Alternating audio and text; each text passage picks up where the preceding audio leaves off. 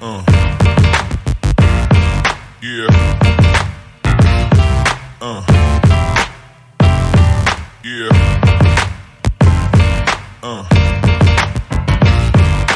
Talking about, so, and I'll pretend that I do. That's the sad thing. I'll be like, fuck you! Your mom's a whore. Hey, I mean, that's my go-to. Your mom's a whore. Like, if I'm wrong, your mom's a whore. Oh, there's a Stella. Your wife's probably a cunt. You guys are good to go. This is actually, man, you're taking the last Stella? You want it? No, you got it, dude. No. I didn't drink at all from it. There's a moose head in there, I think. That's mine. There is a moose head, yeah. Moose head is mine. You ever see Strange Brew? Rick Moranis and I might have. There's a Disney movie. It's like something bear. It is fucking refreshing. God damn. There's some Disney movie about like this like Native American that like dies and like comes back as a bear or something, and like and like in that movie it features two moose. Oh. That are literally the two guys from Strange Brew doing the Strange Brew thing, where they're just like, "Hey, let's go have a cold one, eh?" And like that's the entire movie of Strange Brew. It's just two Canadian guys like drinking beer. Yeah, nice. Yeah, it's like they're like it's like that's basically the whole movie. And like in this like Disney movie about the bear, it's literally the same thing with moose, and like it's fucking awesome. Awesome, yeah, that's fun. Brother Bear, I think it's called. All right. Worth the price of admission if you've seen Strange Brew. All right, so Tom's off to a good start here. Quite a few things in his graveyard. Things, and I think this is going to be. Turn 1 grief is like where it's at. Yeah, I think this is going to be good enough for this.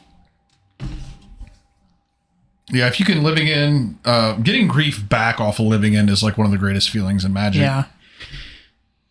Let's see Tom's hand. See if he's got that Cascader secure. Oh, he does. He does. Sure. He has third land as well. Yep. He's got it all. Let's see if Nate has a. Oh yes, Nate definitely has a hand that dies to living end. Yeah, it looks that way. So let's talk about the sideboards. yeah. Because this one definitely looks well in hand. Yeah, for sure. Yeah, he's got Grief. He's got Street Wraith. There's a land in there. That's fine. He's got a Curator of Mysteries. Definitely enough for lethal damages. Most assuredly. I like the pass here. Yeah, I like the Violent Outburst. Let's see what he does. Get a few more cards out of your opponent's hand. Oh, he's just going upkeep. Fuck it. Let's go.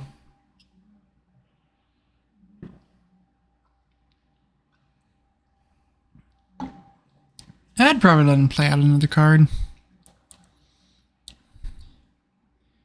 For a deck that has like zero interaction with what you're doing, yeah, I'd probably let it get in. That's fair. That's get another card out of their hand. Because you have no worry of counterspell or any shenanigans. This is a thing you can do with this deck, though. You can sack things and then get them back. But the best place to do it is actually draw step here, right? Because you're griefing them.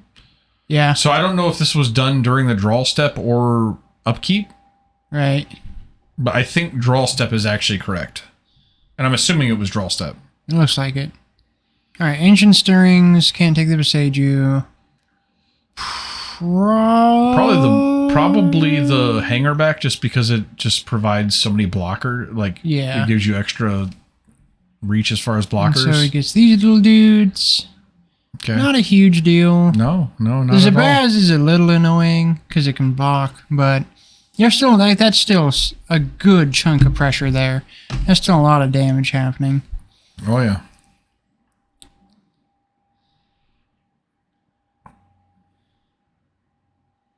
All right. The one thing I like about this Hardened Scales matchup is that I feel like a lot of their creatures, like if you have to double living end, like let's say that Nathan is able to create another huge board here. If Tom gets to double living, like has to living end again, like I don't feel like he loses a whole lot, right? Because like Walking Ballista comes back as a 0-0, so like it just has a lot of dead cards in this matchup. No, it does. They kind of line up well. It does. So getting the Ozolith down definitely helps, depending on the things. Okay, never mind. It's gone. Where'd he go? Thought he had it. Something happened. Guess I was wrong. Yeah, no Ozolith here. It was just on the table. What the shit happened? I don't know. It was literally sitting on the table. I do not understand. Weird. Well, fuck it. No Ozolith. I don't know what happened there. I have no skin in this game. It was on the fucking table. Alright, you got a big old Zabaz here. It's a fun name. Zabaz. Alright, just hard casting some dudes. That'll get there. Alright, so we got 12 to 10. I wish I had more like context on this this Tupac thing, right? So I have this It's working into you. I have this friend, and like he is bad for this guy is a metal guy. He plays guitar at like a professional level. He doesn't play in a professional band, but he's done a lot of shit he lives in LA. He's done a lot of shit for soundtracks, and like he teaches professional music. Like he's a professional musician, and like he's talked shit about Slayer. Being a metal guy, he's talked shit about Slayer for years, and I've never really liked Slayer. And like, I mean, I've never been like a huge fan, but like he always talks shit about Slayer, and like that's strange. I was listening to like my metal station the other day in my car, and Slayer came on, and I was actually listening to the song, and I was like, you know what? I get it. I get why you would because like, well, I think they're like decent songwriters, and they make songs that are catchy and are good. If you actually listen to them play the songs, it's like the tone is like the strings, especially the tone is like the quality of something that you would get in like a local bar band.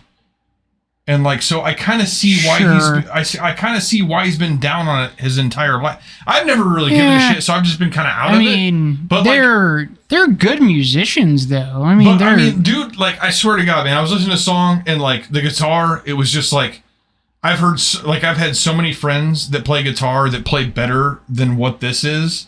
It was just really underwhelming. Right. It was really Now they have some cool songs that are catchy and have good beats to them, but like the tone is just not there. Well, it's just not there. The tone doesn't speak to their musicianship, though. I mean, it kind of, like it's important. It's important, but the tone is just a fucking that's a mechanical thing, and you could not like the tone. That doesn't speak to their ability as musicians. I think if you have bad tone, that's bad mechanics. I mean.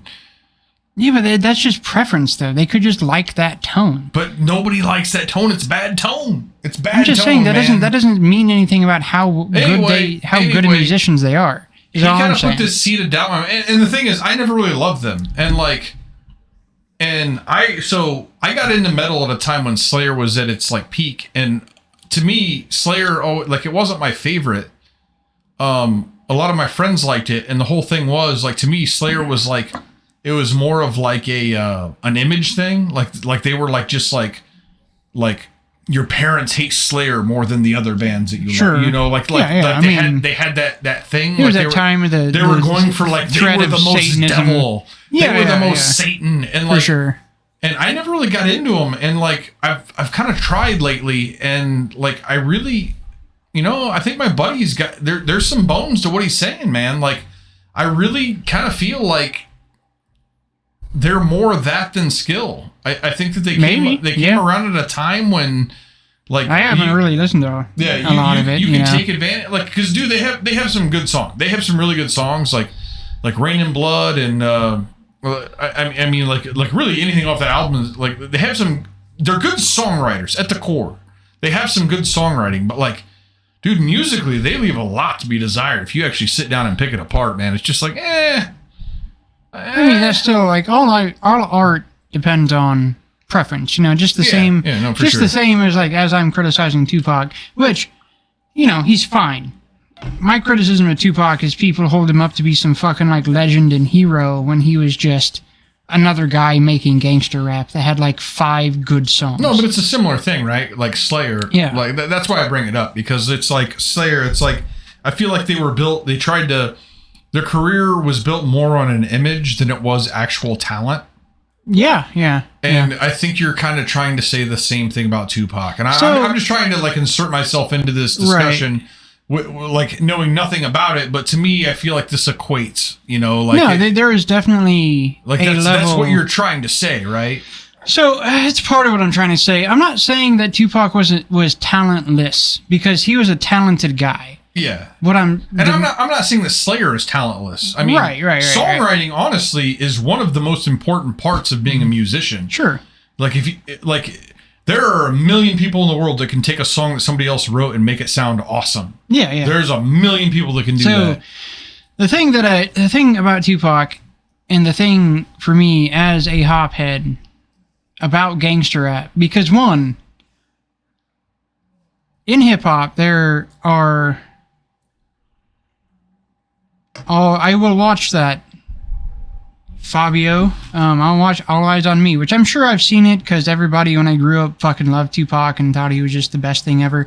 And again, I'm not saying that he's like, I've said fuck Tupac, but like that's a little too strong. Like, as a hophead, as a person that loves hip hop, that hip hop is a big chunk of my life, huge chunk of my life.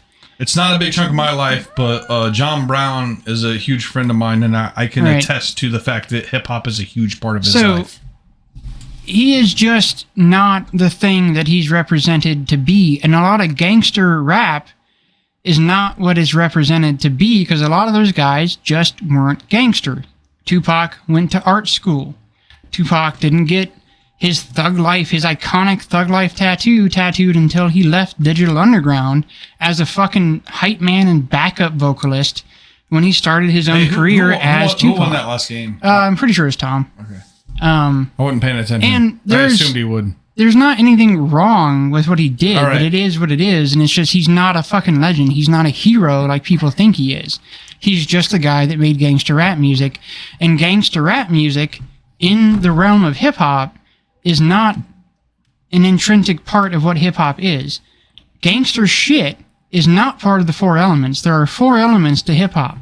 It's fucking turntabling, MCing, DJing, and b-boying. Those are the 4 elements of hip-hop.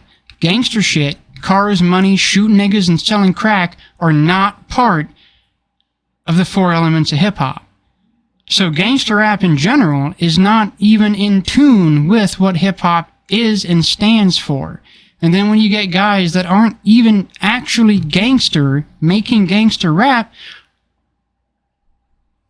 they're selling a product. And it's fine. Kudos to them for being good at selling a product, but that product is disingenuine. He was not really a gangster, and the music he made outside of 5 fucking songs wasn't really important. Let me ask you this, as I once again stupidly try to insert myself into this.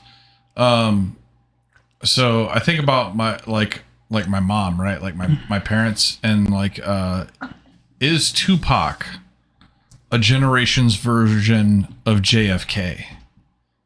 And that like that's actually a good analogy, like probably. JFK, like my mom fucking loves JFK. But if you actually like, he's not the hero he was. Yeah, like, that's a good.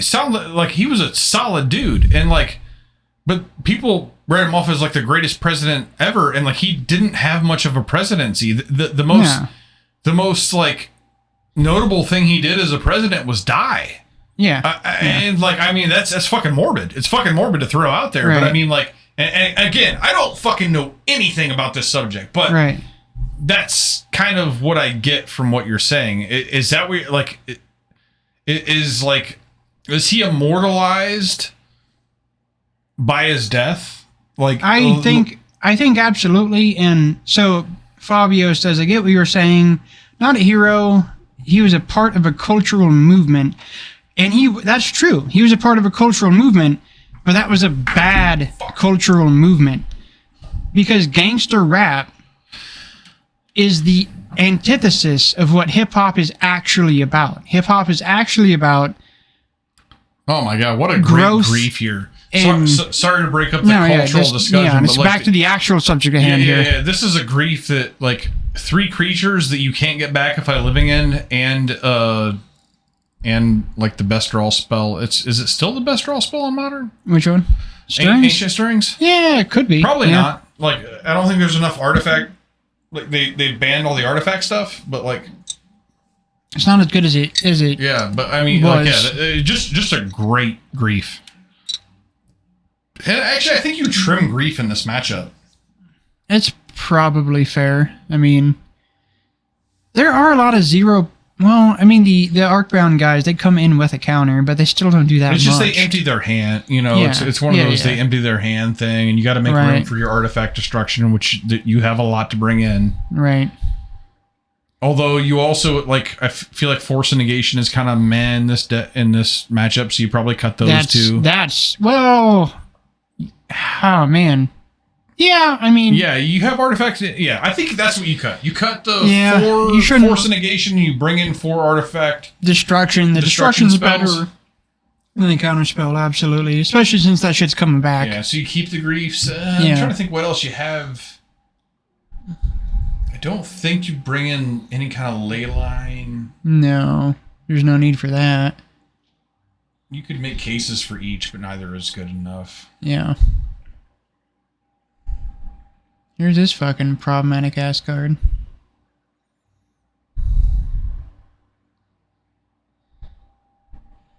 Yeah. Yeah, well, he said fuck that. He kept at least one. Yeah, and that's exactly when I was like, that's exactly what I'm thinking. There are a couple of things. What about going down to 1 or 2 and then trimming grief? Like that. I like that. I like that for sure. That's probably where I would. I do like stopping the Ozolith, man. Like that thing is let's do it. Silly. Let's do it. This is where it's at. Actually, another thing you're trimming in this matchup is Living End itself. Right. You don't need the full 4 copies in this matchup. No.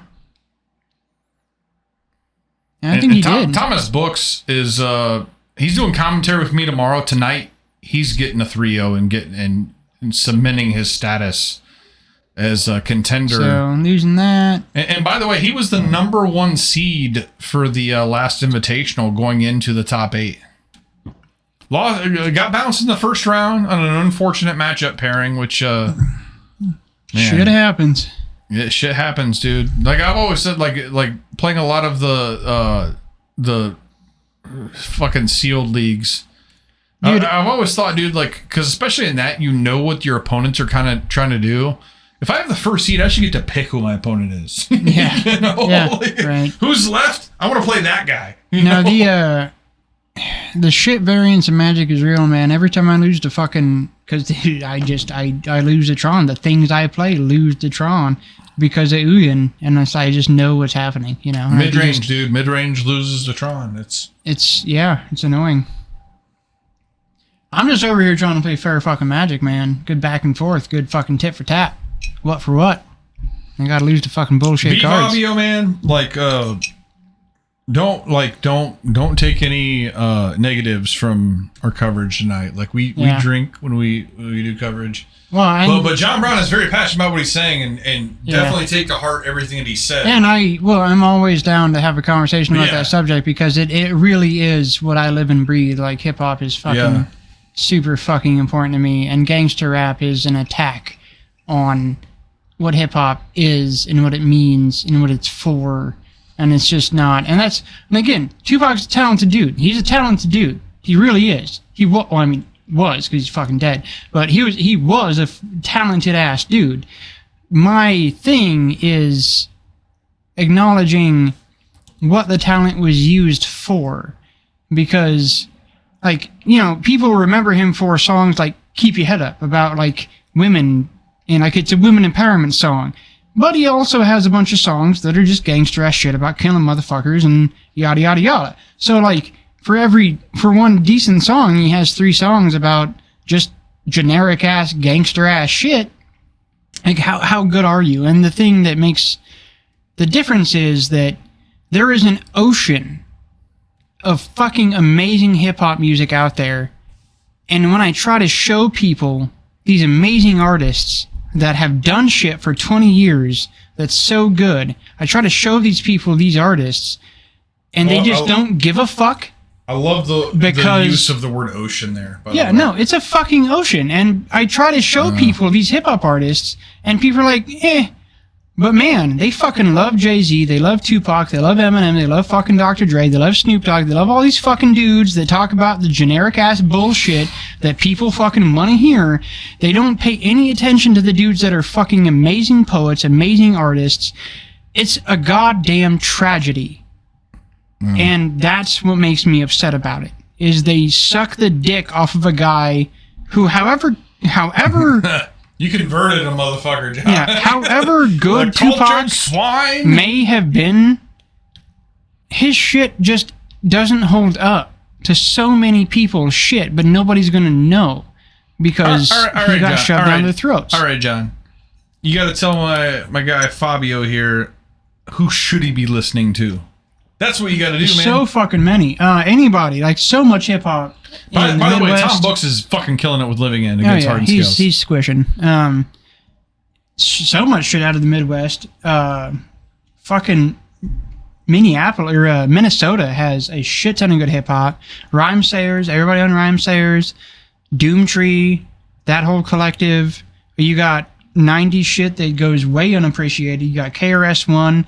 That's the thing. Motherfuckers. Sage Francis. Sage Francis is. Sage Francis is one of the tops. You gotta name Sage Francis. For old school shit, if people want to fucking think Tupac is just the jam and he's the best ever, motherfucking the roots, man. Black Thought is amazing. KRS-One, he's one of the goddamn godfathers of the shit, and nobody respects KRS-One like they should. Nobody, you know. Guru from Gangstar, who just passed this last year. Gangstar's fucking amazing shit. Wu-Tang. Wu-Tang's a little bit more gangster. If you like a fucking gangster feel, Wu-Tang's fucking good. They're still poetic. They're still fucking talking about real shit. There's too many to list. Too many to list. And everybody thinks about these dudes, and it's the same fucking people. And there's so much out there. They just don't get it. Yeah. So, yeah. Nathan trying to Brother Ali, exactly. Nathan trying to backdoor an infect win, and I think he's gonna fall just short here. Yeah, how many points we got so far? He's got no infect, but I think he was trying to sneak it out. Yeah. I think it doesn't get there. So, Tom Books gonna point in. He's got a Ravager out. Yeah, that's not going to be quite. He's playing my favorite deck in Modern. I don't know that it's the best deck, but it's my favorite, and that's all that matters. Yeah. Living End's fucking sweet, dude. It's funny. I don't know that he's playing. And he and I are joined at the hip on this deck, man. Like if I don't know that he's playing in Columbus next week, but if he was, he and I would be playing the same 75. So I love because I mean, like looking at Living End from 2 years ago to Living End now, it's such a different deck, but it's so much better, and how it got better is so interesting. Like, Living End is making the best use, the fairest use out of the elementals, and it actually needed those cards. I feel like this attack, it's probably alright. It's a little scary. He's forcing, for sure, trying to get a trade. It's a little scary. So that thing's a... Because he can't kill his opponent here. Because that automaton dude's like a fucking 0-1 right now, right? Yeah. Oh, wait. It starts out as a 2-1. Does it start as a 2-1? That's weird. I think so. Fuck, I don't know. It's been a while since I've seen it. Oh! Shazam! Oh! Yes! Yes! The honest combat trick for the win. God, yeah, that's pretty good. That's pretty good. All right. The good guys win again. Living in Tom Books. The good guys. Living in is not the good guy. It is the good guys. Nobody's a goddamn good guy in Magic. Don't let this guy slight you. Don't let this guy slight you. Tom Books gets his point. He will be playing in the Invitational, and he will also be doing coverage with me tomorrow. For the 500. 1 p.m.? 1 p.m. 1 Yep, p.m. 1 p.m. I'll be here at noon. I probably won't start broadcasting until 1 p.m. Yep. And also for anybody listening, we definitely do. I got to make a post tomorrow morning about it, but we are going to be taking deck lists. If you want to send in your, get that shit ready. We'll have forms here for you. Make it as easy on us as possible. Yeah, if you want to put together your own deck we will list. have forms where you can come in. We will provide ink pens. You can write them down by hand. It's we don't have we're not going to do deck checks. No, but not unless it were fucking really necessary. We are going to be doing hardcore do coverage, and if I see that your deck is incorrect, I will fucking call you out on coverage. We are and you will be maintaining penalized. REL standards. We are not playing REL, but we are maintaining REL. Exactly. That's the bit here. And the biggest thing is, like, for coverage, we want to know what you're playing so that we can talk about it. So yep, for sure. So come in for the deck list. Don't forget we got a bunch of sweet fucking product ready to go. If you want to get some old shit. And come on out. B Fabio, do we know who this is? B I don't know who this is. I don't know who you are, man. But like, come back. Like, I don't know if you're local or not local, but we're here every fucking Friday. Yeah. And anytime you want to talk about fucking not going to be music. true next week. No, next week we're in Columbus. Next week we're going to Columbus for the SCG Open or Con. No, it's Con. Whatever the fucking big tournament called. is. Yeah, whatever. But outside of next week, we are here every Friday. We do. And actually, next week we might be doing some on-the-fly Twitch streaming from the phone in between shit. Yeah, we might be doing some experimental streaming. Okay, we're Brandon. Yeah, we're fucking goldfish here, man. Sorry, Forgive us. We drink while we do this. Did Forgive I mention us. this? Did I mention that we drink? Brandon. Yeah, Big Beard, Monogreen. Yes, Brother Ali. Yeah, dude, that's good shit. Fuck. Anybody that's runs with Ali. You're still here? Yeah. Anybody that runs with Ali is good shit. That's what's up. And you just trace that shit. You listen to rap, dude, you should be a metal guy. I'm just saying. Us beardies should stick together. Right. Hey, man, there's some guys. Fucking Sage Francis. No. Literally, John drank the only still. I'm drinking Moosehead. Sage Francis literally has a fucking outfit with him and a dude named B. Dolan. That is epic beard men. It's big fucking white dudes with big ass beards. Yeah. There you go. Boom. Yeah. All right. So, come check us out tomorrow. Come check us out every Friday. And thanks for tuning in for all those that you did. Peace out. Peace.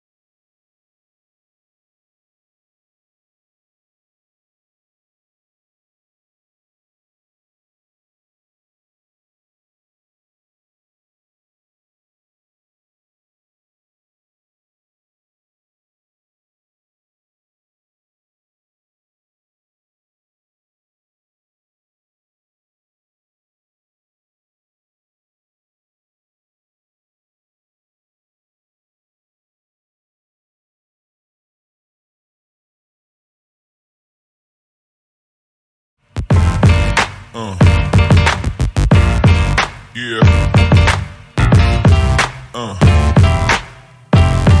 Yeah.